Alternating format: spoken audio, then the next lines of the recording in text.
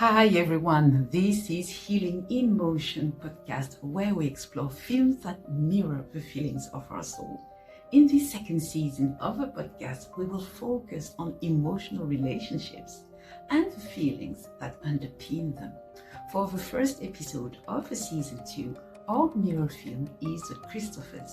The film premiered at the Toronto International Film Festival on September 7, 2025 and received an exclusive release in Los Angeles and New York on April 10, 2026. At the heart of the story is the friendship between Julian Sklar, a renowned painter in decline, who now earns his living by sending videos to his fans, and Laurie Butler, a young artist who has not exhibited her work in years and has agreed to forge paintings for money. Although the film is primarily intended as a critique of artistic fraud, I was deeply touched by it because it also raises questions about true love and fake love. Just as art can be forged and imitated, love also can be false. But in the same way that a fake work of art cannot truly deceive people forever, fake love cannot either. Through our four storytelling lenses, Genesis, theme, character dynamics, and what the film offers us, we're going to explore how The Christophers subtly leads us to reflect on authentic and genuine love. Is it really love when people around you only love your talent, but not the person you truly are, with your weaknesses, your pain, your struggles, and your traumas? Can someone love your talent so deeply that they continue to love you beyond it, even when that talent fades, becomes outdated, or begins to decline? In its own way, the film also offers hope for finding true love. And that's exactly what we're going to explore, starting with the film presentation.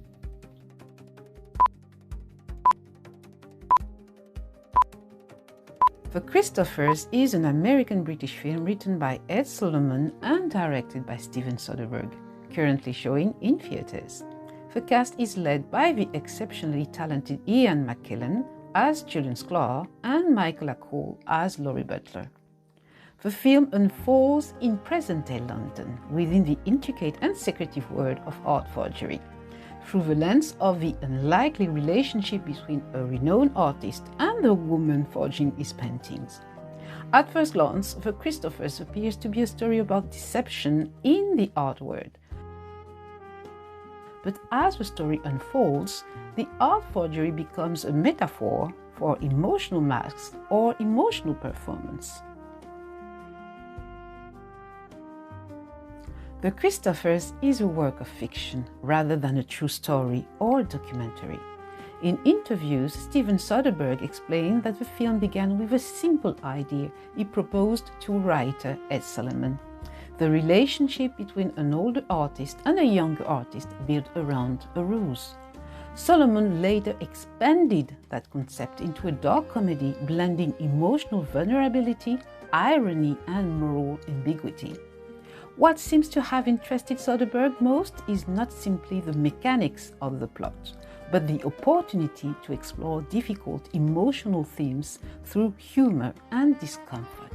The film invites us to love at certain situations while simultaneously confronting loneliness, emotional failure, and the human need to be loved authentically.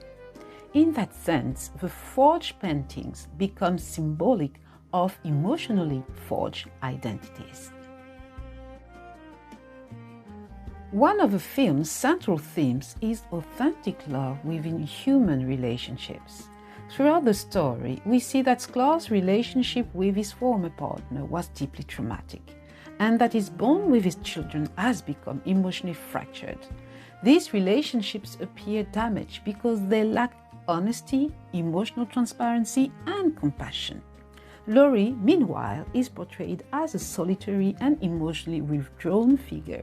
She seems disconnected from the world around her, with no meaningful family ties or close friendships. More than anything else, she suffers from emotional isolation. Yet, despite this emotional emptiness, the film suggests that authentic love can still emerge through friendship when truth, honesty, vulnerability, and compassion are restored.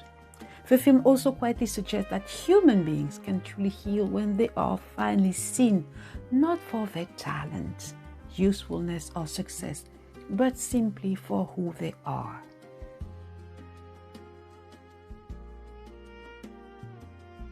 The emotional heart of the film lies in the friendship between Sklar and Laurie, two artists who appear to have nothing in common, yet slowly discover a form of emotional understanding in one another.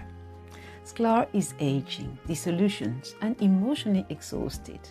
Laurie, on the other hand, is younger but deeply disconnected from herself and from others. Their relationship begins through manipulation and deception, yet gradually evolves into something more sincere and emotionally restorative. What makes their connection moving is that neither character attempts to save the other. Instead, they create a space where vulnerability becomes possible. In many ways, their friendship reflects a universal emotional desire to be accepted without having to perform, to impress, or to pretend. The Christophers raises many questions, but it offers very few direct answers.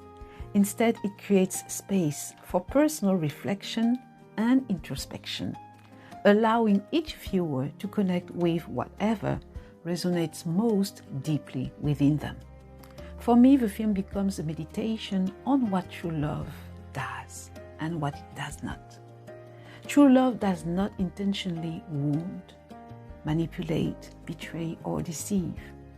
True love is reciprocal, it forgives, it brings hope, and it helps heal wounded emotions that have remained buried for years.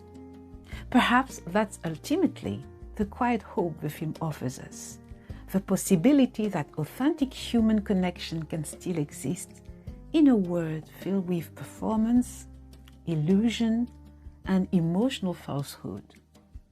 So give yourself permission to believe that authentic relationships do emerge, not from perfection, but from shared brokenness.